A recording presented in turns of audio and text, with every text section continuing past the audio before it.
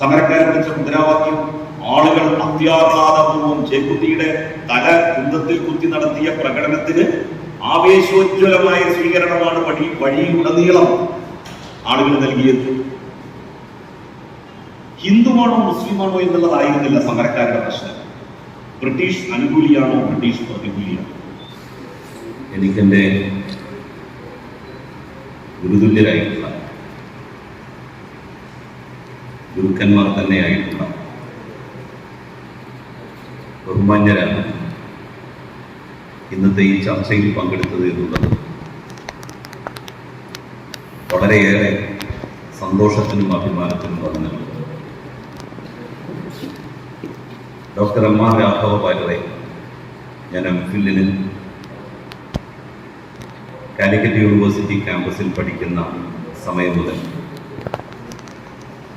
അടുത്തറിഞ്ഞിട്ടുണ്ട്.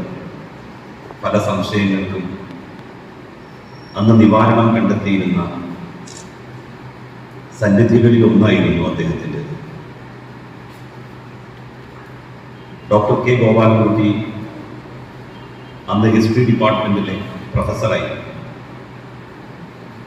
അദ്ദേഹം ഗാന്ധിസത്തെ അവലോകനം ചെയ്തുകൊണ്ട് വിശകലനം ചെയ്തുകൊണ്ട് നടത്തിയ പ്രസംഗം ഇന്നും എൻ്റെ മനസ്സിൽ ഒട്ടും ചോർന്നു പോകാതെ കിടക്കുന്നു. ഡോക്ടർ പി ശിവദാസൻ എൻ്റെ സമകാലികൻ. ശിവദാസൻ കാലിക്കറ്റ് യൂണിവേഴ്സിറ്റിയിലാണ് ചരിത്ര വിഭാഗത്തിൽ ജോലി ചെയ്യുന്നത്. അദ്ദേഹത്തിൻ്റെ മികവുറ്റ ലേഖനങ്ങൾ പലതും നാം വർത്തമാന പ്രസിദ്ധീകരണങ്ങളിൽ വായിച്ചു. Doctor K M Anil Malayalam സർവകലാശാലയിൽ പ്രൊഫസറായി ജോലി ചെയ്യുന്നു. അദ്ദേഹം നല്ലൊരു അധ്യാപകനാണ്. ഡോക്ടർ ഷംസാദ് ഹുസൈൻ സംസ്കൃത സർവകലാശാലയിൽ ജോലി ചെയ്യുന്നു. അവരും എഴുത്തിൻ്റെ രംഗത്തും പഠന രംഗത്തും തൻ്റെ കഴിവ് തെളിയിച്ചിട്ടുള്ള വ്യക്തിയാണ്. ശ്രീ നന്ദൻ വളരെ നല്ലൊരു അവലോകനം മലബാർ കലാപം ഒരു പുനർവായനയുമായി ബന്ധപ്പെട്ട് നടത്തി. എല്ലാവരോടുമുള്ള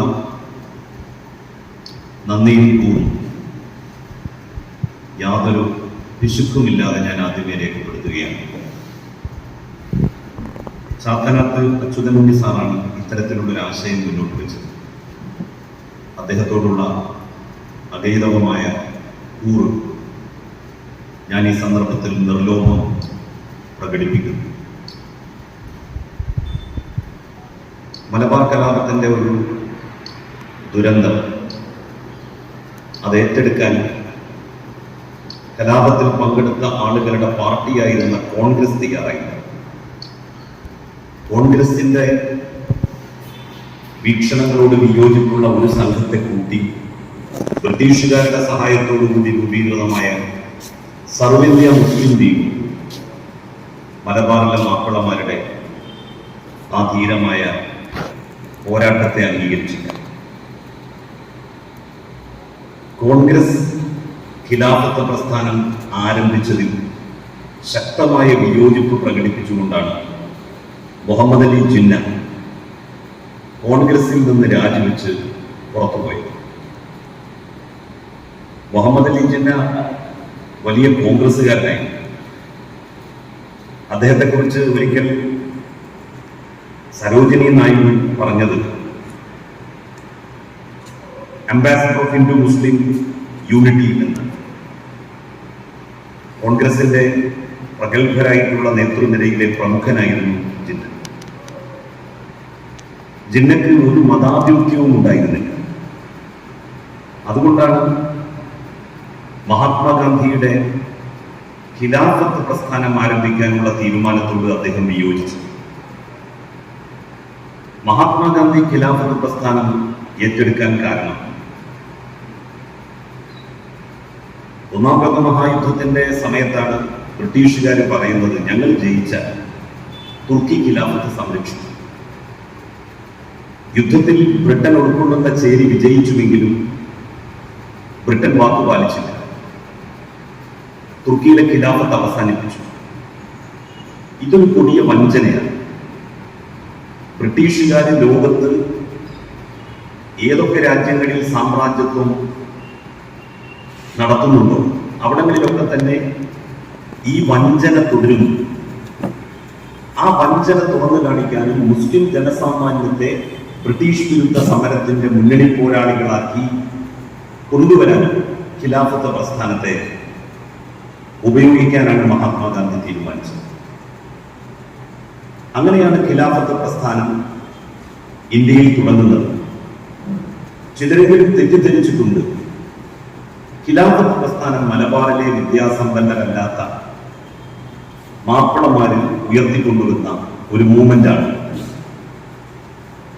ഒരിക്കലുമല്ല. അത് മഹാത്മാഗാന്ധി ആരംഭിച്ചിട്ടുള്ള പ്രസ്ഥാനം. സർവ്വ മുസ്ലിം ലീഗ് എന്തുകൊണ്ടാണ് 1921 മലബാർ കലാപത്തെ സപ്പോർട്ട് ചെയ്യാതിരുന്നത്? സർവ്വ മുസ്ലിം ലീഗ് ഒരു ഘട്ടത്തിലും ബ്രിട്ടീഷ് വിരുദ്ധമായിട്ടുള്ള നിലപാട് സ്വീകരിച്ചു. മാത്രമല്ല 1906 സർവ്വ മുസ്ലിം ലീഗ് ധാക്കയിൽ വെച്ച് രൂപീകരിച്ചിരുന്നു. 1915 ആകുമ്പോഴേക്ക് ഇന്ത്യയിലെ മുസ്ലിം സാന്ദ്രീകൃതമായിട്ടുള്ള ഏതാണ്ട് എല്ലാ മേഖലകളിലും സർവ്വ മുസ്ലിം ലീഗിന് യൂണിറ്റും ഉണ്ടായിക്കഴിഞ്ഞു. പക്ഷെ 1919-20കളിൽ പോലും സർവ്വ മുസ്ലിം ലീഗിന് ഒരു യൂണിറ്റ് ഉണ്ടാക്കാൻ പറ്റാത്ത മുസ്ലിം കേന്ദ്രീകൃത മേഖലയായിരുന്നു ഏറനാട് വള്ളുവനാട് താലൂക്ക്. സർവ്വ മുസ്ലിം ലീഗിന് ഒരു യൂണിറ്റോ ഒരു പ്രവർത്തകനോ ഉണ്ടായിരുന്നു. അതിൽ സർവ്വ മുസ്ലിം ലീഗിന്റെ നേതൃത്വം വളരെ കൂടുതൽ അമർഷം പ്രകടിപ്പിച്ചു. അടിയുറച്ച കോൺഗ്രസുകാരായിരുന്നു വാര്യകുന്നത്തും അഹമ്മദാലിയും ആലി മുസ്ലിയാരും എല്ലാം. അവർക്ക് വേണമെങ്കിൽ സർവ്വ മുസ്ലിം ലീഗിന്റെ ഒരു യൂണിറ്റ് ഉണ്ടാക്കി അതിന്റെ സംസ്ഥാനത്തെ തന്നെ ഏറ്റവും വലിയ നേതാക്കന്മാരായിട്ട് മാറാമായിരുന്നു. ആലി മുസ്ലിയാർ തന്റെ ജീവിതാവസാനം വരെ ഖദർ മാത്രമാണ് ഉദ്ധരിച്ചിട്ടുള്ളത്.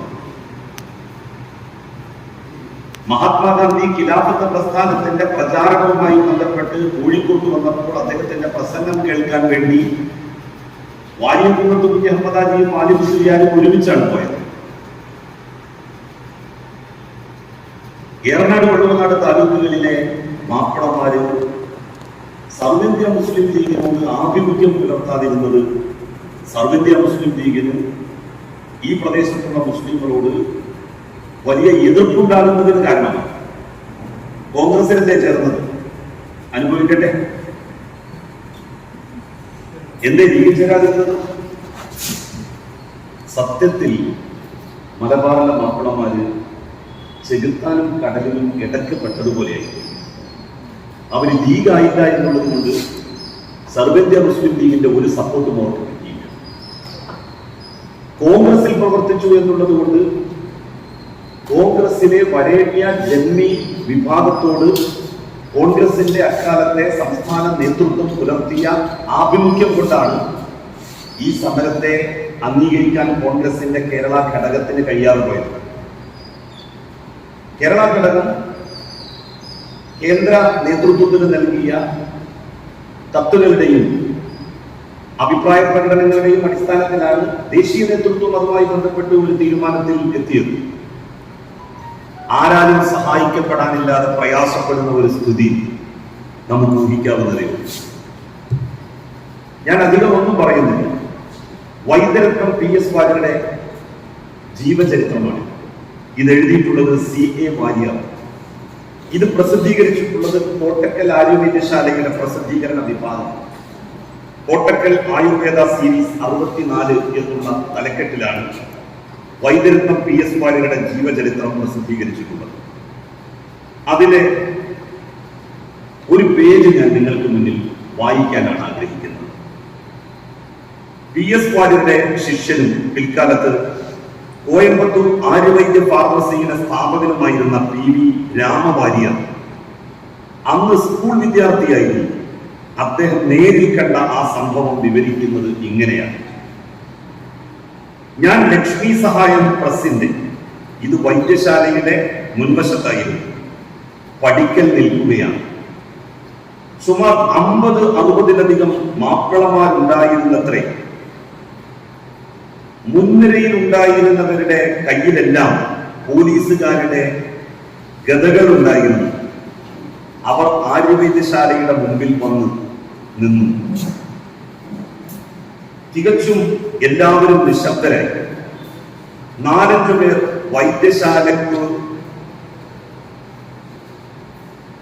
വൈദ്യശാലയിലേക്ക് വന്ന് വാരിയറച്ചനെ കണ്ടാൽ കൊള്ളാമെന്ന് അപേക്ഷിക്കുന്നതിന് മുമ്പായി തന്നെ ഗുരുനാഥൻ അഥവാ PS വാര്യർ അവർക്ക് മുമ്പിൽ പ്രത്യക്ഷനായി. പരക്കെ പരിഭ്രമവും ഭയവുമാണ്. ഗുരുനാഥന് യാതൊരു ഭാവഭേദവും ഞങ്ങൾ കണ്ടില്ല. സുഖമായി ചിരിച്ചുകൊണ്ട് താൻ ഒന്നും അറിയാത്ത മട്ടിൽ അവരോട് കുശലമന്വേഷിച്ചു. ഖിലാഫത്ത് രാജ്യം സ്ഥാപിക്കുകയാണെന്നും വാരറച്ചൻ അതിലേക്ക് വേണ്ടുന്ന എല്ലാ സഹായങ്ങളും ചെയ്തു തരണമെന്നും അങ്ങേയറ്റത്തെ വിനയത്തോടുകൂടി അവർ അഭ്യർത്ഥിച്ചു. വാരരച്ചന്റെ അനുഗ്രഹം വാങ്ങി. അദ്ദേഹം അവർക്ക് ചായ കുടിക്കേണ്ടതിലേക്ക് 500 രൂപ സംഭാവന ചെയ്തു. എല്ലാം ആലോചിച്ച് പ്രവർത്തിക്കണമെന്നും ബ്രിട്ടീഷ് ഗവൺമെന്റിനോട് പടവെട്ടുക അത്ര എളുപ്പമല്ലെന്നും ഇതരുതെന്നാണ് തന്റെ അഭിപ്രായമെന്നും അദ്ദേഹം കലാപ നേതാക്കളെ ബോധിപ്പിച്ചു.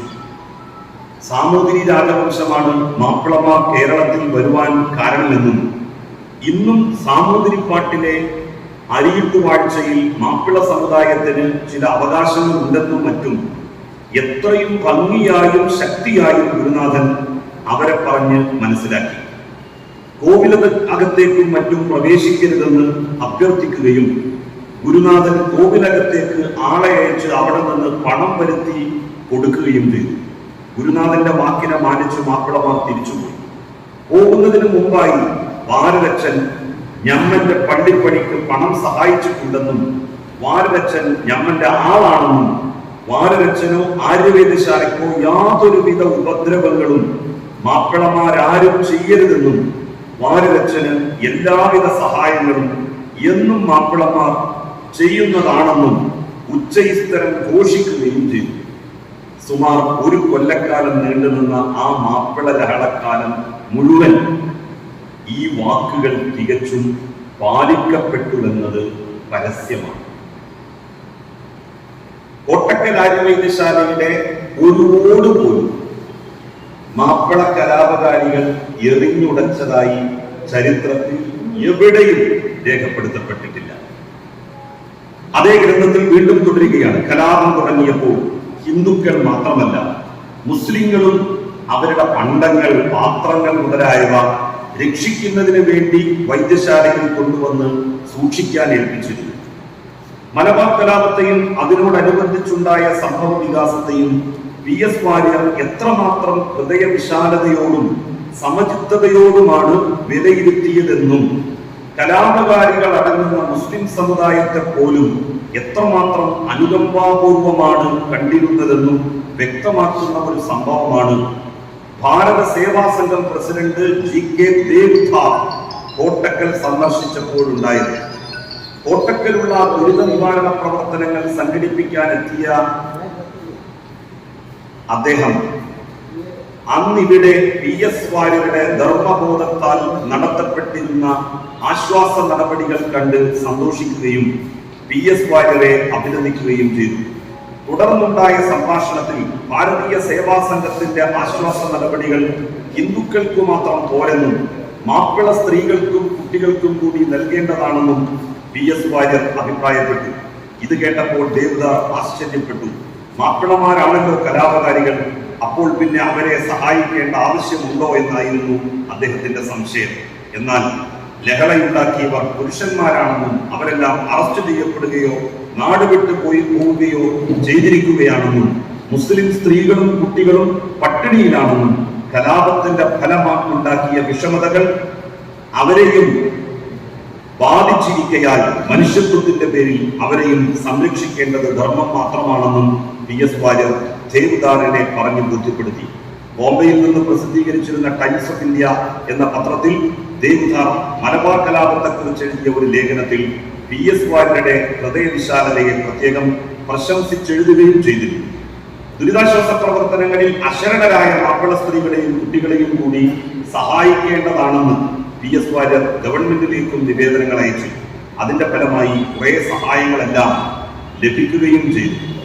മലബാർ കലാപത്തെ ഒരു വർഗീയ കലാപമായി കാണാതിരിക്കുകയും കലാപകാരികളാണെന്ന മുസ്ലിം സമുദായം അനുകമ്പാപൂർണമായ പരിഗണനയ്ക്ക് അർഹമാണെന്ന് പറയുകയും ഗവൺമെന്റിന്റെയും സന്നദ്ധ സംഘടനകളുടെയും ദുരിതാശ്വാസ നടപടികളുടെ ആനുകൂല്യം അവർക്ക് കൂടി ലഭിക്കുവാൻ നിവേദനങ്ങൾ അയക്കുകയും ചെയ്ത PS വാര്യരുടെ മഹാമനസ്കത പരക്കെ അഭിനന്ദിക്കപ്പെട്ടു. എന്നാൽ ഉത്സിത ബുദ്ധികൾ എവിടെയും ഉണ്ടാകുമല്ലോ. കലാപം കൊണ്ട് ആര്യവൈദ്യശാലക്കോ PS വാര്യർക്കോ യാതൊരു ദോഷവും നേരിട്ടില്ലെന്നു കണ്ടപ്പോൾ അദ്ദേഹത്തിന്റെ ഉത്കർഷത്തിൽ അസൂയാലുക്കളായ ചിലർ അദ്ദേഹം ഖിലാഫത്ത് പ്രസ്ഥാനക്കാരനാണെന്നും ലഹളക്കാരായ മാപ്പിളമാരെ സഹായിക്കുന്നുവെന്നും മറ്റും അധികൃതർക്ക് എഴുതി പരാതി അയച്ചു. അതുകൊണ്ട് ഫലമുണ്ടായില്ല. ഇതിനെപ്പറ്റി PS വാര്യർക്കുണ്ടായിരുന്ന സമാധാനം ഇതുമാത്രമാണ്: ന്യായമായ സഹായം എല്ലാവർക്കും ചെയ്യുന്നു, അന്യായമായ സഹായം ആർക്കും ചെയ്യുന്നില്ല. ഇത് മാത്രമേ യഥാർത്ഥമായിട്ടുള്ളൂ. അന്ന് മാപ്പിളമാരെ വേരോടെ പറിക്കണമെന്നും മറ്റുമായിരുന്നു ബാക്കിയുള്ളവരുടെ അഭിപ്രായം. ബുദ്ധിയില്ലാത്ത ചിലർ കാണിക്കുന്ന ഗോഷ്ഠികൾ കൊണ്ട് സമുദായത്തെ അടക്കി വെറുപ്പാൻ പാടില്ല. തൽക്കാലം അവരെപ്പറ്റി പരിതപിക്കുകയും മേലാൽ ഇങ്ങനെ വരാതിരിക്കാൻ വേണ്ടി അവർക്ക് വേണ്ടുന്ന പഠിപ്പുണ്ടാക്കി കൊടുക്കുകയും അതുവരെ വേറെ കരുതലുകൾ വല്ലതും വേണ്ടതുണ്ടെങ്കിൽ അവ കൂടി ചെയ്യുകയുമാണ് വേണ്ടത്. ശ്രീ R. മനക്കലാത്തിന്റെ ഈ വരികൾ കൂടി ഉദ്ധരിച്ചുകൊണ്ട് ഞാൻ ഇത് അവസാനിപ്പിക്കാം. 1921 പൊട്ടിപ്പുറപ്പെട്ട മലബാർ കലാപം പലരുടെയും ദേശീയ മനോഭാവത്തിന് ഒരു പരീക്ഷണ കാലഘട്ടവും കൂടിയായിരുന്നു.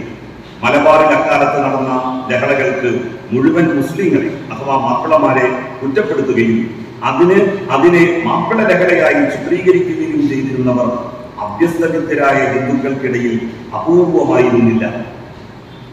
യാഥാസ്ഥികമായ പൂർവിക പാരമ്പര്യം, ഗുരുകുല സംസ്കൃത വിദ്യാഭ്യാസം, അങ്ങനെ പലതുകൊണ്ടും PS വാര്യരെ മുസ്ലിം വിരോധികളായ ഹൈന്ദവ പ്രമാണിമാരുടെ കൂട്ടത്തിൽ ആരെങ്കിലും പ്രതീക്ഷിച്ചിരുന്നുവെങ്കിൽ തെറ്റില്ല.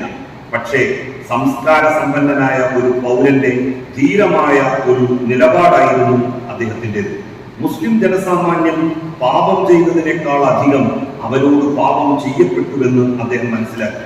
ഹിന്ദുവെന്നും മുസ്ലിമെന്നും പരിഗണിക്കാതെ അവശന്മാർക്കും അഭയാർത്ഥികൾക്കും വൈദ്യരത്നം കൈയഴിച്ച് സഹായം നൽകി. ഇത് വൈദ്യരത്നം PS വാര്യരുടെ ജീവചരിത്ര ഗ്രന്ഥത്തിൽ നിന്നാണ് ഞാൻ ഉദ്ധരിച്ചത്. ഇങ്ങനെ ഒരു വിഷയത്തെ സംബന്ധിച്ച് ഗവേഷണം നടത്താൻ എനിക്ക് പ്രചോദനമായത് എന്റെ ഉപ്പയുടെ ഉപ്പ ഊരിപ്പറമ്പിൽ തെക്കുംപാട്ടം മരക്കാർ 12 കൊല്ലം കാട്ടിപ്പരുത്തി പോലീസ് സ്റ്റേഷൻ ആക്രമിച്ചു എന്നുള്ള കേസിൽ 1921 പിടിക്കപ്പെട്ട് ബെല്ലാരി ജയിലിൽ അടക്കപ്പെടുകയുണ്ടായി. അദ്ദേഹം ജയിലിലായിരുന്ന കാലത്ത് അദ്ദേഹത്തിന്റെ ആദ്യ ഭാര്യ മരണപ്പെട്ടു. പിന്നെ ജയിലിൽ നിന്ന് വന്നതിന് ശേഷം മറ്റൊരു വിവാഹം കഴിച്ചു. അതിനാണ് എന്റെ ഉപ്പയും 2 പെങ്ങന്മാരും ജനിക്കുന്നത്.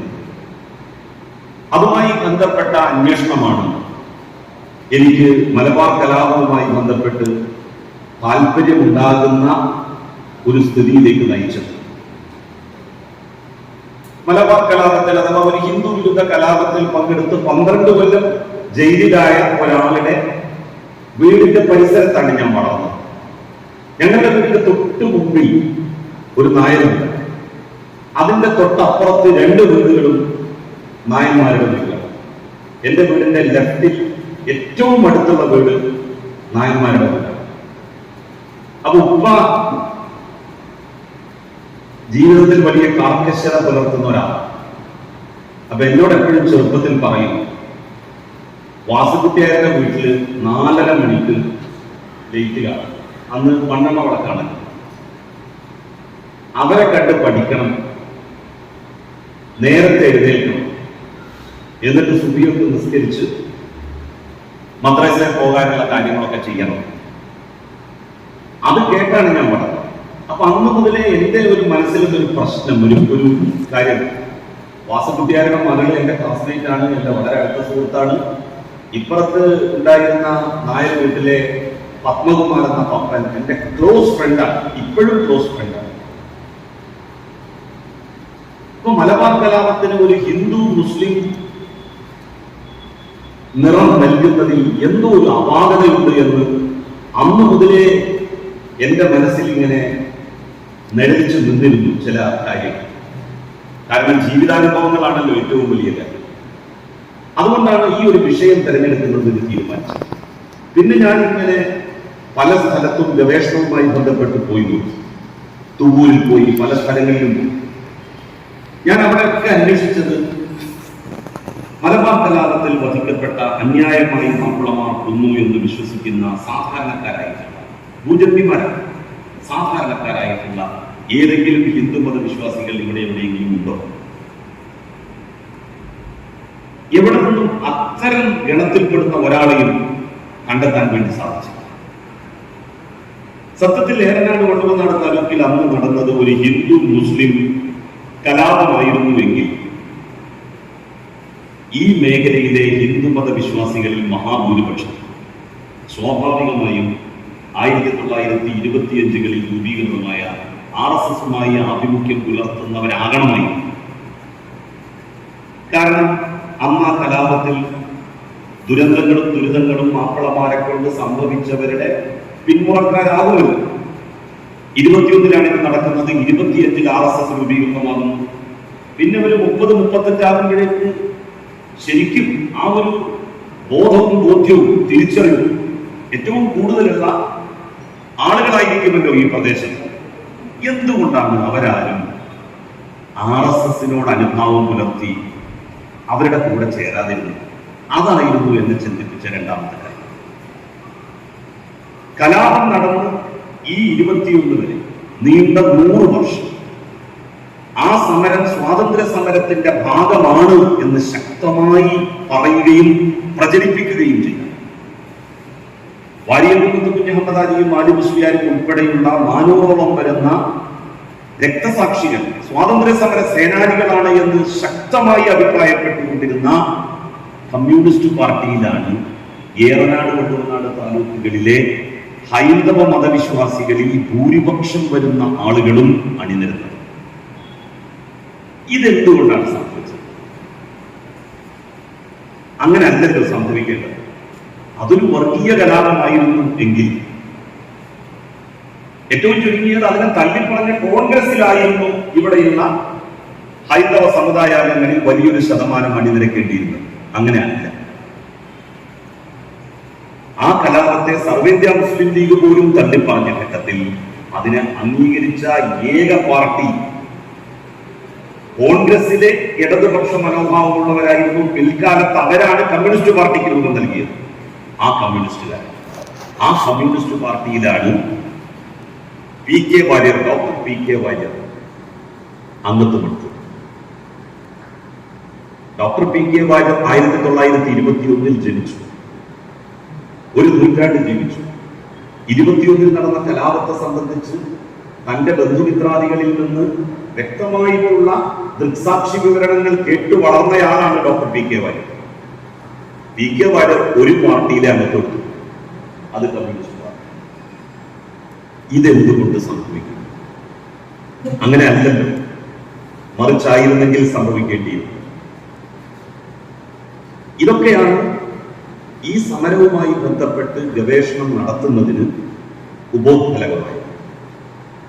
പിന്നെ നമ്മുടെ സംസ്ഥാനത്തും ഇന്ത്യയിലും എടുത്തു നോക്കിയാൽ നമ്മുടെ മലപ്പുറം ജില്ല, അന്നത്തെ ഏറനാട് വള്ളുവനാട് താലൂക്കുകൾ ഉൾക്കൊള്ളുന്ന മേഖല, പാലക്കാട് ജില്ലയുടെ തൃത്താല, പട്ടാമ്പി, മണ്ണാർക്കാട് വരുന്ന ഭാഗവും, കോഴിക്കോട് ജില്ലയിലെ ഫറോക്ക് ആ മേഖലയും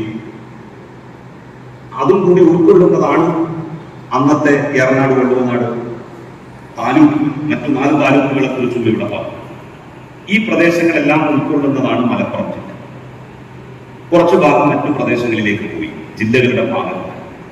പക്ഷെ നമ്മളുടെ ജില്ല മതസൗഹാർദ്ദത്തിന്റെ കാര്യത്തിൽ, മതമൈത്രിയുടെ കാര്യത്തിൽ എല്ലാം തന്നെ നമ്മളുടെ സംസ്ഥാനത്ത് മറ്റു ജില്ലകൾക്ക് മാതൃകയാണ്, നമ്മളുടെ രാജ്യത്ത് മറ്റു ജില്ലകൾക്ക് മാതൃകയാണ്.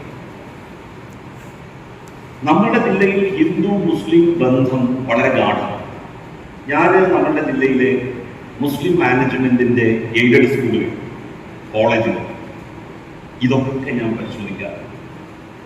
അവിടങ്ങളിലൊക്കെ തന്നെ എത്രയോ മറ്റു മതസമുദായങ്ങളിൽപ്പെടുന്ന, പ്രത്യേകിച്ച് ഹിന്ദു മതസമുദായത്തിൽപ്പെടുന്ന ആളുകൾ ജോലി ചെയ്യുന്നവരായിട്ടുണ്ട്. അങ്ങനെ ഒരു വേർതിരിവ്. എന്നാൽ തെക്ക് ഭാഗത്തേക്ക് പോകുമ്പോൾ സ്വന്തം ജാതിക്കാരല്ലാത്തവരെ, മതക്കാരല്ലാത്തവരെ എയ്ഡഡ് സ്കൂളിൽ അധ്യാപകരായിട്ട് ചേർത്തി. ഇപ്പൊ ഞാൻ പഠിച്ച തിരുരങ്ങാടി PSM കോളേജ്, അവിടെ തന്നെയാണ് ഞാൻ അധ്യാപകനായിട്ട് ജോലി ചെയ്യുന്നത്. ഒരു പൈസ അധ്യാപക നിയമനത്തിന് വാങ്ങുന്ന സ്ഥാപനം. അവിടെ ഞാൻ നമ്മളുടെ ഈ പ്രദേശത്തുള്ള 2 കുട്ടികൾ, ഒന്ന് തവനൂരിൽ നിന്ന് ഇംഗ്ലീഷ് പ്രൊഫസറായിട്ട് ഒരാൾ അവിടെ ലെക്ചററായിട്ട് നിയമിക്കണമെന്ന് ശുപാർശ ചെയ്തു. MBS സ്വീകരിച്ചു. അവിടെ അവര് അപ്പോയിന്റ് ചെയ്തു. ഹൈന്ദവ സമുദായത്തിൽപ്പെടുന്ന എനിക്ക് വളരെ വേണ്ടപ്പെട്ട ഒരാൾ. അതുപോലെ തന്നെ തിരൂരങ്ങാടി PSM കോളേജിൽ നമ്മളുടെ ഇടപാടുകാരിയായിട്ടുള്ള ഒരു കുട്ടിയെ കല്യാണം കഴിച്ചിരിക്കുന്നത് ചെമ്മാട്ടേക്കാണ്. ഡോക്ടറേറ്റ് ഒക്കെ ഉണ്ട്. ഞാൻ വളരെ ശക്തമായിട്ട് പറഞ്ഞു, അത് നിർബന്ധമായിട്ടും നമുക്ക് വേണ്ടപ്പെട്ടതാണ്. ഒരു തരത്തിലുള്ള വിരോധവും അവർ ആ കാര്യത്തിൽ പ്രകടിപ്പിച്ചില്ല. എന്തെങ്കിലും തരത്തിലുള്ള അകൽച്ച കാലങ്ങളായിട്ട് ഇവിടെ ഹിന്ദു മുസ്ലിം ജനവിഭാഗത്തിനിടയിൽ ഉണ്ടായിരുന്നു എങ്കിൽ ഇതൊന്നും സംഭവിക്കില്ല. ഇപ്പൊ അവർക്ക് മറ്റു പല ജാതി മത സമുദായ സംഘടനകളും നടത്തുന്ന സ്ഥാപനങ്ങൾ പോലെ അത്തരത്തിലുള്ളൊരു സമീപനം അവർക്ക് സ്വീകരിച്ചാൽ മതിയായിരുന്നു. എന്തിനധികം ഒരു പ്രത്യേക ജാതിക്കാരെ നടത്തുന്ന സ്ഥാപനത്തിൽ മറ്റൊരു ജാതിക്കാരനെ പോലും ഒരു സ്റ്റാഫായിട്ട് നിയമിക്കും. ഇപ്പൊ നമ്മളുടെ നാട്ടിലെ പല പല സംഘടനകൾ നടത്തുന്ന സ്ഥാപനങ്ങൾ അവിടങ്ങളിൽ ഒന്നുമില്ല. അത്രമാത്രം ആ മേഖലയിലൊക്കെ ജാതീയമായിട്ടുള്ള വിഭാഗീകരണം, വർഗീകരണം, മതപരമായിട്ടുള്ള വർഗീകരണം, ധ്രുവീകരണം, ഇതൊക്കെ ഉള്ളപ്പോൾ നമ്മുടെ ജില്ലയിൽ ഈ കലാപം നടന്നു എന്ന് പറയപ്പെടുന്ന നമ്മളുടെ ഈ ഏറനാട് വെള്ളുവനാട് താലൂക്ക് ഉൾക്കൊള്ളുന്ന പ്രദേശത്ത് അത്തരത്തിലുള്ള ഒരു വിവേചനവുമില്ല. എത്രയോ ഹിന്ദു മാനേജ്മെന്റിന്റെ സ്ഥാപനങ്ങളിൽ മുസ്ലിം ആളുകൾ ഇവിടെ ജോലി ചെയ്യുന്നുണ്ട്. ഇപ്പൊ വളാഞ്ചേരി ഹയർ സെക്കൻഡറി സ്കൂൾ, അവിടെ 10 ആളുകൾ, ആ കാലത്ത് 500 രൂപ എടുക്കാൻ കേൾപ്പുള്ള 10 ആളുകൾ ചേർന്നുണ്ടാക്കിയ ഒരു ട്രസ്റ്റാണ്. അതിൽ 8 പേരും മേലോമാരാണ്. കാരണം അവർക്കാണ് അത് എടുക്കാൻ പറ്റുന്നത്. 2 മുസ്ലിങ്ങളിൽപ്പെട്ട ആളുകൾ, അവരന്ന് ചെന്നപ്പള്ളി ആലിക്കുട്ടി കുരിക്കളും അതുപോലെ തന്നെ ഡോക്ടർ വാക്കുട്ടി എന്ന് പറയുന്ന നടക്കാവിൻ വാക്കുട്ടി, അവരുടെ വാപ്പയുമാണ് 500 രൂപ എടുക്കാൻ. അങ്ങനെ 10 പേര് അടങ്ങിയിട്ടുള്ള ഒരു സ്കൂളാണത്. അവിടെ ഹയർ സെക്കൻഡറി സ്കൂളിന്റെ പ്രിൻസിപ്പലായിട്ട് എന്റെ ഭാര്യയായിട്ട് അവർ പിന്നെ വെച്ചിട്ടുള്ളത്. അപ്പൊ ഒരു തരത്തിലുള്ള മതപരമായി, ഞാൻ മന്ത്രിയാകുന്നതിന് മുമ്പ് അതൊക്കെ സംഭവിച്ചിട്ടുള്ളത്.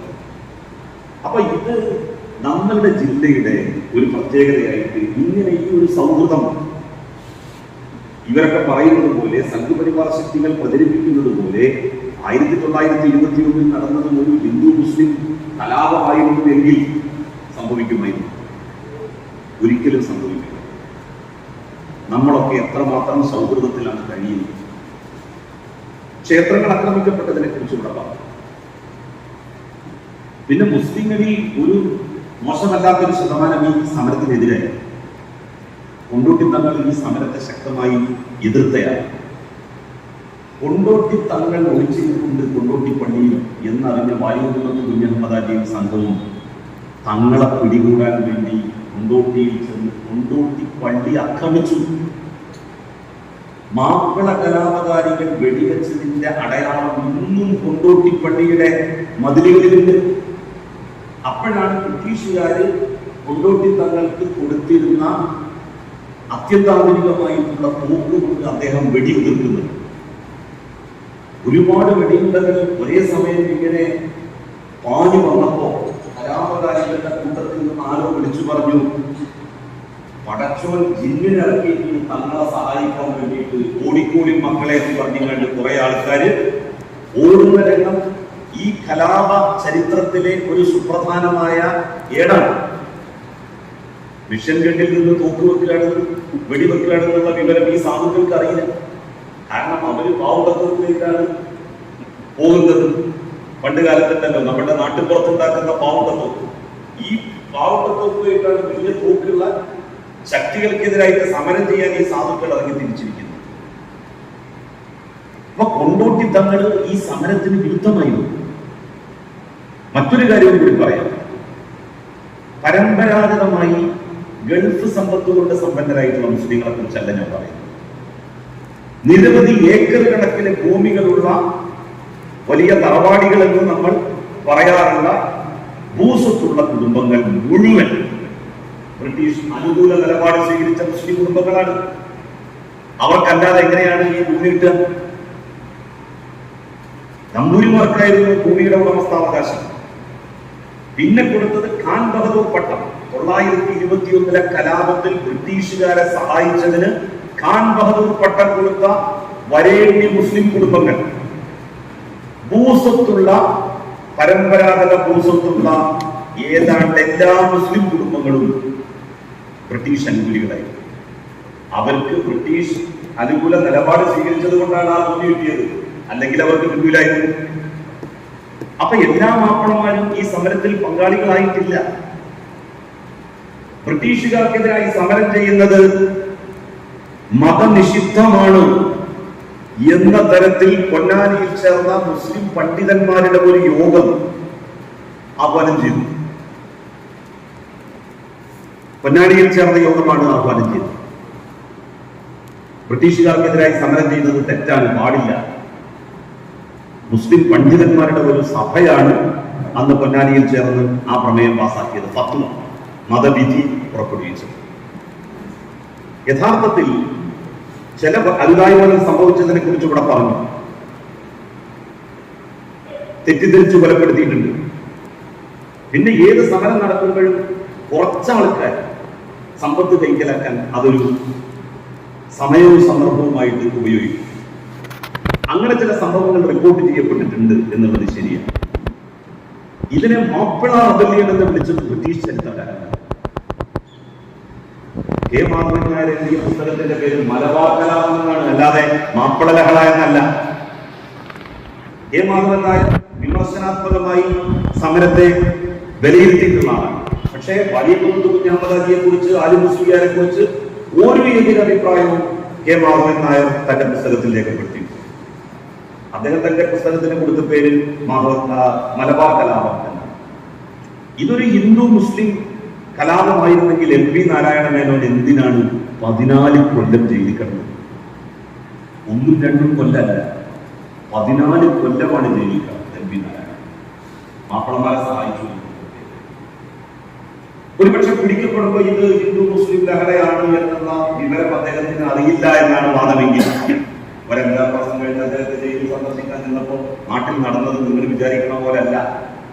ഇവിടെ വലിയ ഹിന്ദു മുസ്ലിം പ്രശ്നമാണ് നടന്നത്, അതുകൊണ്ട് നിങ്ങളിപ്പോൾ തൽക്കാലം അതിലൊരു മനസ്താപം ഉണ്ട് എന്ന് പറഞ്ഞ് ഒരു മാപ്പ് എഴുതി കൊടുത്താൽ നിങ്ങൾക്ക് ജയിൽമുക്തനാകാമെന്ന് അദ്ദേഹത്തോട് ഒരു പക്ഷെ പറഞ്ഞു കൊടുത്തിട്ടുണ്ടാവില്ല.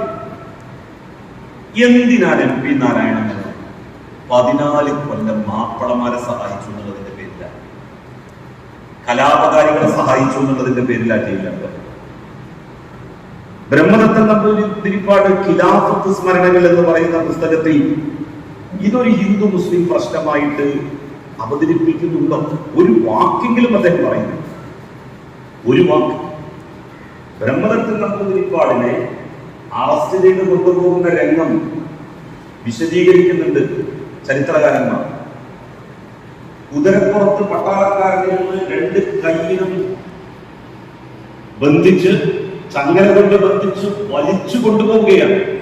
2 ഭാഗത്തും ആളുകൾ ആർത്തലച്ച് കരയുന്ന കാഴ്ച വിശദീകരിക്കപ്പെട്ടിട്ടുണ്ട് മലബാർ കലാപവുമായി ബന്ധപ്പെട്ട്. പിന്നെ ഈ സമരകാലത്ത് ഒരു വ്യക്തിയോട് സമരക്കാർ ഏറ്റവും വലിയ ക്രൂരത ചെയ്തിട്ടുള്ളത് ഒരു ജന്മിയായിട്ടുള്ള ആളോടല്ല, ഒരു ജന്മിയായ ഹിന്ദുവിനോടല്ല. ഏറ്റവും വലിയ ക്രൂരത ഒരു വ്യക്തി എന്നുള്ള നിലയിൽ കലാപകാരികൾ ചെയ്തിട്ടുള്ളത്, സമരക്കാർ ചെയ്തിട്ടുള്ളത് ചേക്കുട്ടി എന്ന് പറയുന്ന ഒരു മുസ്ലിമിനാണ്. ചേക്കുട്ടി ആനക്കയത്തെ പ്രസിദ്ധമായിട്ടുള്ള ഒരു തറവാട്ടിലെ പ്രമാണിയുടെ മകനായിരുന്നു. അദ്ദേഹം ബ്രിട്ടീഷ് പോലീസിലായിരുന്നു ജോലി ചെയ്തിരുന്നത്. റിട്ടയർ ചെയ്തിരുന്നു 1919. എന്നാൽ ബ്രിട്ടീഷുകാര് ഈ സമരക്കാരെ കുറിച്ചിട്ടുള്ള രഹസ്യ വിവരങ്ങളൊക്കെ ചോർത്താൻ ചേക്കുട്ടിയെ ഉപയോഗിച്ചു. ഈ വിവരം വാര്യംകുന്നത്ത് കുഞ്ഞഹമ്മദാജി അറിഞ്ഞു. കുഞ്ഞഹമ്മദാജിയും സംഘവും ആനക്കയത്തെ ചേക്കുട്ടിയുടെ വീട്ടിലേക്ക് കയറി ചെന്നു.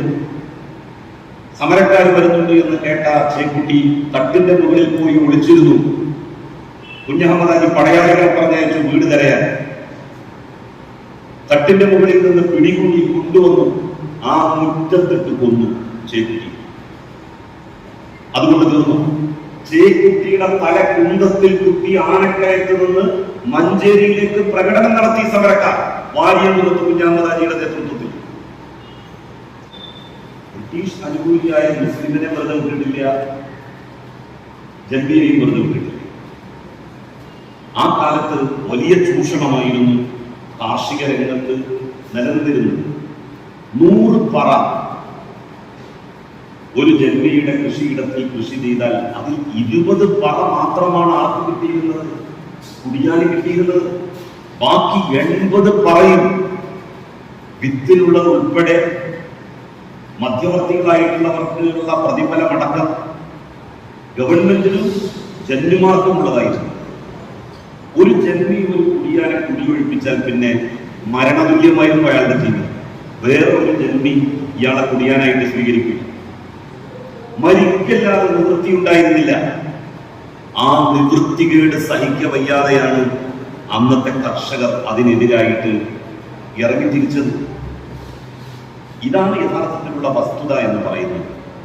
കമ്പളത്ത് ഗോവിന്ദൻ നായർ കൊണ്ടോട്ടിക്കാരൻ, പുരോഗമന അധ്യാപക പ്രസ്ഥാനത്തിന്റെ നേതാക്കന്മാരിൽ പ്രമുഖനാണ് കമ്പളത്ത് ഗോവിന്ദൻ നായർ. അദ്ദേഹം ഹിച്ച്കോക്കിന്റെ സ്മാരകം തകർക്കാൻ വേണ്ടി, ഹിച്ച്കോക്കാണ് ഈ സമരം അടിച്ചത്. അദ്ദേഹം മരിച്ചപ്പോൾ അദ്ദേഹത്തിന് ഒരു സ്മാരകം ഉണ്ടാക്കി ബ്രിട്ടീഷ് ഗവൺമെന്റ്. 1940 ശേഷം അതിനെതിരായി വലിയ സമരം പലഭാഗം നടന്നു.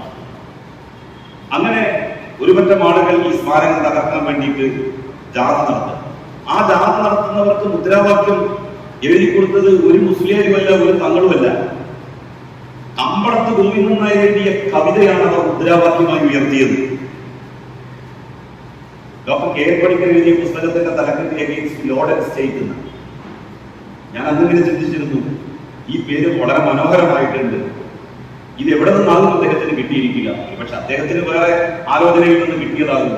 എനിക്ക് കമ്പളത്ത് ഗോവിന്ദൻ നായരുടെ കവിത വായിച്ചപ്പോഴാണ് ഇതിൽ നിന്നാകും അദ്ദേഹത്തിന് ഈ പേര് കൊടുക്കാൻ പ്രചോദനം കിട്ടിയിട്ടുണ്ടാവുക എന്ന് തോന്നിപ്പോയി. നമ്മളുണ്ടാക്കുന്ന നെല്ല് ജന്മിമാരെ തീറ്റുവാൻ സമ്മതിച്ചില്ലെന്നതാണ് ഏതുവേറ്റുമുട്ടുവാൻ. നമ്മളുടെ കാശു വാങ്ങി ക്ലബിലേക്ക് അയക്കുവാൻ സമ്മതിച്ചില്ലെന്നതാണ് ഏതുവേറ്റുമുട്ടുവാൻ. ഈ 4 വരിയിൽ നിന്നാവണം ഒരുപക്ഷെ ഡോക്ടർ കെ എൻ പണിക്കർ തന്റെ പുസ്തകത്തിന് എഗെയിൻസ്റ്റ് ലോർഡ് ആൻഡ് സ്റ്റേറ്റ് എന്ന് നാമകരണം ചെയ്തത് എന്ന് എനിക്ക് തോന്നിയിട്ടുണ്ട്. കാരണം എത്ര ഭംഗിയായിട്ടാണ് ഈ 2 കാര്യം. ഒന്ന്, ജന്മിമാരെ തീറ്റുവാൻ സമ്മതിക്കില്ല ഞങ്ങൾ ഉണ്ടാക്കിയ നെല്ല് എന്ന് പറഞ്ഞതുകൊണ്ടാണ് ഈ സമരം ഉണ്ടായത്. എന്ന് വെച്ചാൽ അത് ജന്മിത്വത്തിനെതിരാണ്. രണ്ടാമത്തേത്, നമ്മളുടെ കാശ് വാങ്ങി ഇംഗ്ലണ്ടിലേക്ക് അയക്കുവാൻ സമ്മതിച്ചില്ലെന്നുള്ളതാണ് ഏതുവേറ്റുമുട്ടുവാൻ. അപ്പൊ ബ്രിട്ടീഷുകാർക്കെതിരെയുള്ളതാണ്. നമ്മളുടെ പണം മുഴുവൻ ഇംഗ്ലണ്ടിലേക്ക് അയക്കാൻ വേണ്ടി തുനിഞ്ഞ സാമ്രാജ്യത്വ ശക്തികൾക്കെതിരായിട്ടായിരുന്നു ഈ സമരം. ഈ 2 വാചകങ്ങളാണ് യഥാർത്ഥത്തിൽ ഈ കലാപത്തെ നമ്മൾ പഠിക്കുമ്പോൾ ഏറ്റവും പഠനവിധേയമാക്കേണ്ടത് എന്ന് എനിക്ക് തോന്നുന്നു. കമ്പളത്ത് ഗോവിന്ദൻ നായരുടെ ഈ കവിത പ്രസിദ്ധീകരിച്ചു എന്നുള്ളതിന്റെ പേരിലാണ് ദേശാഭിമാനി അന്ന് ബ്രിട്ടീഷുകാര് കണ്ടുകിട്ടി. 2 പ്രാവശ്യം ദേശാഭിമാനി കണ്ടു. ഒന്ന് പി ഭാസ്കരൻ മാഷിന്റെ ഒരു കവിത, ഒരു ഗാനം പ്രസിദ്ധീകരിച്ചു എന്നുള്ളതിന്റെ പേരിലും, മറ്റൊന്ന് കമ്പളത്ത് ഗോവിന്ദൻ നായരുടെ ഈ 21 സമരക്കാരെ വാഴ്ത്തിക്കൊണ്ടുള്ള വരികൾ പ്രസിദ്ധീകരിച്ചു എന്നുള്ളതിന്റെ പേരിലാണ്. 1930 ആകുമ്പോൾ 21 സമരത്തെ കൈയൊഴിഞ്ഞ സർവ്വ ഇന്ത്യ മുസ്ലിം ലീഗ് മെല്ലെ എഴഞ്ഞെത്തി. എന്നിട്ട് ഇവിടുത്തെ മുസ്ലിങ്ങൾക്കിടയിൽ വ്യാപകമായ പ്രചരണം നടത്തി. എന്തേപ്പോ നിങ്ങൾ കോൺഗ്രസിന്റെ കൂടെ നിന്നിട്ടുണ്ടായിരുന്നു തല്ലി പറഞ്ഞില്ലേ, ഒരു ലീഗിൽ പോയി നിങ്ങൾ നോക്കിക്കോളാതായി. അങ്ങനെയാണ് കോൺഗ്രസ്സുകാരായിരുന്ന, കോൺഗ്രസ് മാത്രം ഉണ്ടായിരുന്ന ഒരു മേഖലയിൽ സാമുദായിക രാഷ്ട്രീയത്തിന്റെ വിത്തുകൾ പാകപ്പെട്ടത് എന്നുള്ളത് കൂടി ഈ സമരത്തെ അപഗ്രഥനം ചെയ്തുകൊണ്ട് നമ്മൾ മനസ്സിലാക്കേണ്ട കാര്യം. അന്ന് കോൺഗ്രസ് വിരുദ്ധമായൊരു നിലപാടായിരുന്നു സ്വീകരിച്ചിരുന്നത്. അവരിപ്പോൾ സ്വീകരിച്ചതിന്റെ വിരുദ്ധമായ നിലപാട്, സമരക്കാരെ അംഗീകരിക്കുകയും സമരത്തിൽ സംഭവിച്ച പെശകുകളും തെറ്റുകളും ചൂണ്ടിക്കാണിക്കുകയും ചെയ്തുകൊണ്ട് ഒരു നിലപാടായിരുന്നു സ്വീകരിച്ചിരുന്നത് എങ്കിൽ ഏറനാട് വള്ളുവനാട് മേഖലയിലെ രാഷ്ട്രീയ ചരിത്രം തന്നെ മറ്റൊന്നാകുന്നു. ഇപ്പോ ഈ സമരം അംഗീകരിക്കപ്പെട്ടത് 1970-കൾക്ക് ശേഷം 71-73 കാലഘട്ടങ്ങളിലാണ്. അതുപോലും അംഗീകരിക്കപ്പെട്ടത് നിരന്തരമായി ചരിത്ര ഗവേഷണ കൗൺസിൽ ഇന്ത്യ ഗവൺമെന്റിനോട് ആവശ്യപ്പെട്ടതിന്റെ അടിസ്ഥാനത്തിലാണ്. പണ്ഡിറ്റ് ജവഹർലാൽ നെഹ്റു ചെയ്ത ഏറ്റവും വലിയ കാര്യങ്ങളിൽ ഒന്ന് ICHR ഉണ്ടാക്കിയപ്പോൾ അതിന്റെ നേതൃത്വം ഇടതുപക്ഷ ചരിത്രകാരന്മാരെ ഏൽപ്പിച്ചു. കമ്മ്യൂണിസ്റ്റ് ചരിത്രകാരന്മാർക്കാണ് അതിന്റെ നേതൃത്വം നൽകിയത്. കോൺഗ്രസിൽ വലിയ വിമർശനങ്ങൾക്ക് അത് വിധേയമായി. അന്ന് അതിന് നെഹ്റു പറഞ്ഞ മറുപടിയുണ്ട്. ഇന്ത്യയുടെ ചരിത്രം, ബഹുസ്വര സംസ്കാരം നിലനിൽക്കുന്ന നാടിന്റെ ചരിത്രം ഒരു മതത്തോടും ആഭിമുഖ്യമില്ലാതെ എഴുതാൻ ഒരു മതത്തോടും പ്രത്യേകാഭിമുഖ്യമില്ലാത്തവർക്കേ സാധിക്കും. അത് കമ്മ്യൂണിസ്റ്റ് ചരിത്രകാരന്മാർക്കും ഇടതുപക്ഷ ചരിത്രകാരന്മാർക്കുമേ കഴിയൂ. എത്രമാത്രം ദീർഘവീക്ഷണത്തോടു കൂടിയിട്ടുള്ള ഒരു നിലപാടായിരുന്നു അദ്ദേഹത്തിന്റെ. ആ ICHR ആണ് നീണ്ട 23 കൊല്ലം ഈ സമരത്തെ സ്വാതന്ത്ര്യ സമരമായിട്ട് അംഗീകരിക്കണമെന്ന് ഇന്ത്യ ഗവൺമെന്റിനോട് പറഞ്ഞത്. വാര്യകുന്നത്ത് കുഞ്ഞഹമ്മദ് ഹാജിയും മാലി മുസ്ലിയാരും ഉൾപ്പെടെയുള്ള സമര നേതാക്കൾ സ്വാതന്ത്ര്യ സമര സേനാനികളാണ് എന്ന് ശക്തമായി അഭിപ്രായപ്പെട്ടത്. അങ്ങനെയാണ് ഇന്ത്യ ഗവൺമെന്റ് അതിനെ അംഗീകരിക്കുന്നത്. ഇപ്പോഴത്തെ ചരിത്ര ഗവേഷണ കൗൺസിലാണ് ഇന്ത്യ ഗവൺമെന്റിനോട് പറഞ്ഞിരിക്കുന്നത്, ഈ സമരം സ്വാതന്ത്ര്യ സമരത്തിന്റെ ഭാഗമല്ല, സമര നേതാക്കൾ സ്വാതന്ത്ര്യ സമര സേനാനികളല്ല. അതിന്റെ കാരണം കഷായത്തിൽ ചേർക്കാൻ പോലും ഒരു ഇടതുപക്ഷ ചരിത്രകാരൻ, ഒരു കമ്മ്യൂണിസ്റ്റ് ചരിത്രകാരൻ ഇന്ന് ICHR ഇല്ല എന്നുള്ളത് നമ്മൾ മനസ്സിലാക്കി. എന്തിനാ ഈ രാജ്യത്ത് ഇടതുപക്ഷ ഹിസ്റ്റോറിയൻസിന്റെ, ഞാൻ മുസ്ലിം യൂത്ത് ലീഗിന്റെ നേതാവായിരുന്ന സമയത്ത് ഈ കാര്യങ്ങൾ പഠനം നടത്തിയതിന് ശേഷം ഞങ്ങളൊരു സമ്മേളനം, എന്റെ നേതൃത്വത്തിൽ നടത്തിയ സമ്മേളനമാണ് എറണാകുളത്ത്. മതം സംഘർഷമല്ല സമാധാനമാണ് എന്ന മുദ്രാവാക്യം ഉയർത്തിക്കൊണ്ട് നടത്തിയ സമ്മേളനം. ആ സമ്മേളനത്തിൽ ഏറ്റവും അധികം ഞാൻ അന്ന് ക്ഷണിച്ചത് ഇടതുപക്ഷ ബുദ്ധിജീവികളെ, doctor KM Panicker, Mahesh Bhatt, doctor Tahir Mahmood, അങ്ങനെ തുടങ്ങിയിട്ടുള്ള പ്രഗത്ഭരായിട്ടുള്ള ഇടതുപക്ഷ ബുദ്ധിജീവികളെയാണ് അന്ന് ആ സമ്മേളനത്തിന്റെ പ്രധാനപ്പെട്ട സെഷനുകളിലേക്ക് ക്ഷണിച്ചത്. സത്യത്തിൽ ആ സമ്മേളനം നടത്തുന്ന സമയത്ത് ഞാൻ ഈ ഗവേഷണം നടത്തി ഇടതുപക്ഷ ചരിത്രകാരന്മാർ ഉണ്ടാകേണ്ടതിന്റെ പ്രസക്തി എന്താണ് എന്ന് മനസ്സിലാക്കി കഴിഞ്ഞ ഒരു കാലവും കൂടിയായിരുന്നു. അതുകൊണ്ടാണ് ഞാൻ അത്തരത്തിലുള്ള ഒരു സമീപനം അന്ന് സ്വീകരിച്ചത്. അന്നും ഇന്നും കമ്മ്യൂണിസ്റ്റ് പാർട്ടിയോട് രാഷ്ട്രീയമായിട്ടുള്ള വിയോജിപ്പുകൾ നമുക്കുണ്ടാകും. പക്ഷെ കമ്മ്യൂണിസ്റ്റ് ചരിത്രകാരന്മാർ, ഇടതുപക്ഷ ചരിത്രകാരന്മാർ ചരിത്രത്തിൽ നിർവഹിച്ച മഹാധർമ്മവും ദൗത്യവും ഒരിക്കലും നമുക്ക് വിസ്മരിച്ചു.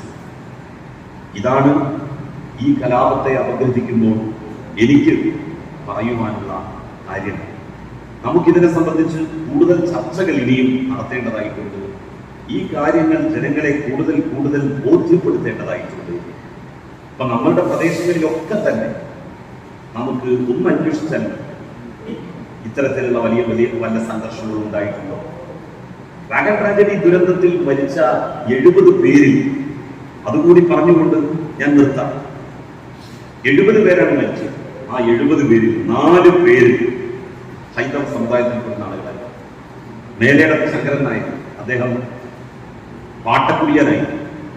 എന്തിനാണ് മേലേടത്ത് ശങ്കരൻ നായരെ മാപ്പിളമാരെ കോയമ്പത്തൂരിലേക്ക് നാട് കടത്തുന്നതിന്റെ കൂടെ അതേ വാഗണിൽ കുത്തി നിറച്ച് നാട് കടത്തിയത്? ഇത് ഹിന്ദുക്കൾക്കെതിരായിട്ടുള്ള കലാപമാണെന്നുണ്ടെങ്കിൽ ശങ്കരൻ നായർ ഒഴിവാക്കിയല്ലേ വേണ്ടത്? ശങ്കരൻ നായരെ ബ്രിട്ടീഷ് ഗവൺമെന്റ് അറസ്റ്റ് ചെയ്തത് ജന്മിക്കെതിരായി സമരം ചെയ്തു എന്നുള്ളതിന്റെ പേരില്ല. കുന്നപ്പള്ളി അച്യുതൻ നായർ, അദ്ദേഹവും പാട്ടക്കുടിയാനായി, അദ്ദേഹത്തെയും ഇവരുടെ കൂടെ കുത്തി നിറച്ച് ആ വാഗണിൽ ആക്കി കോയമ്പത്തൂരിലേക്ക് നാട് കടത്തി. തട്ടാൻ ഉണ്ണിപ്പുറയൻ, തെറ്റിച്ചിപ്പു എന്ന് പറയുന്ന ദളിതനും കർഷക തൊഴിലാളിയുമായിട്ടുള്ളയാൾ, ഇവരൊക്കെ ജന്മിത്വത്തിനെതിരായിട്ട് സമരം ചെയ്തു എന്നുള്ളതിന്റെ പേരിൽ പിടിക്കപ്പെട്ട് മാപ്പിളമാരുടെ കൂടെ നാട് കടത്തപ്പെടുന്നവരിൽ പെടുന്നവരാണ്. ഇതാണ് മലബാർ കലാപത്തിന്റെ യഥാർത്ഥ ചിത്രവും ചരിത്രവും. ഇതാണ് സമൂഹത്തിന് നാം പകർന്നു നൽകേണ്ടത്. തീർച്ചയായും ഈ ചർച്ച, ഇതിൽ പങ്കെടുത്ത ഓഡിയൻസിന്റെ എണ്ണമല്ല, ഇതിൽ പങ്കെടുത്ത ആളുകളുടെ ചിന്താവൈഭവവും അവരുടെ ചിന്തയുടെ വണ്ണവുമാണ് ഏറ്റവും പ്രധാനം എന്ന് ഞാൻ മനസ്സിലാക്കുന്നു. തീർച്ചയായും കേരളത്തിന്റെ ഒരറ്റം മുതൽ മറ്റേ അറ്റം വരെ ഇപ്പോൾ ഇടതുപക്ഷ സംഘടനകൾ, ഇപ്പോ വലിമുഹമ്മദ് കുഞ്ഞഹമ്മദാജിയെ ആലി മുസ്ലിയാരൊക്കെ ഏറ്റെടുക്കുന്നത് ജമാഅത്തെ ഇസ്ലാമിയും SDP-യും ഇതുപോലെ RSS മഹാത്മാഗാന്ധിയെയും സർദാർ വല്ലഭായ് പട്ടേലിനെയും ഏറ്റെടുക്കുന്നത്. ഇപ്പോ സർദാർ വല്ലഭായ് പട്ടേൽ RSS-നെ നിരോധിച്ച കോൺഗ്രസിന്റെ നേതാവ്, ഇന്ത്യയുടെ ആഭ്യന്തരമന്ത്രി. സർദാർ വല്ലഭായ് പട്ടേലിനെ ഇപ്പോൾ ആരാണോ ഏറ്റെടുക്കുന്നത്, അത് അർഹതപ്പെട്ടവരാണോ ഏറ്റെടുക്കുന്നത്? മഹാത്മാഗാന്ധിയുടെ ഘാതകന്മാർ തന്നെ ഗാന്ധിജിയെ ഏറ്റെടുക്കുന്നത് പോലെയാണ് വാരിയമുഹമ്മദ് കുഞ്ഞഹമ്മദാജിയെയും ആലി മുസ്ലിയാരെയും ജമാഅത്തെ ഇസ്ലാമിയും SDP-യും ഏറ്റെടുക്കുന്നത്.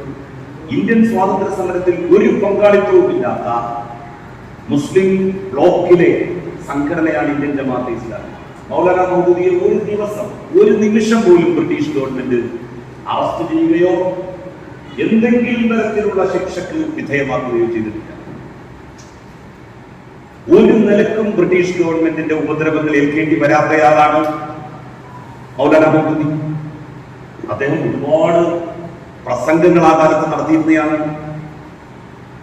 ഒരുപാട് പ്രസംഗങ്ങൾ നടത്തിയിട്ട് ഒരു വരി പോലും ബ്രിട്ടീഷുകാർക്കെതിരായിട്ട് പറയാത്തതിന്റെ പേരിലല്ലേ അദ്ദേഹത്തിന്റെ പേരിൽ ഒരു പെറ്റി കേസ് പോലും ബ്രിട്ടീഷ് ഗവൺമെന്റ് രജിസ്റ്റർ ചെയ്യാതിരുന്നത്.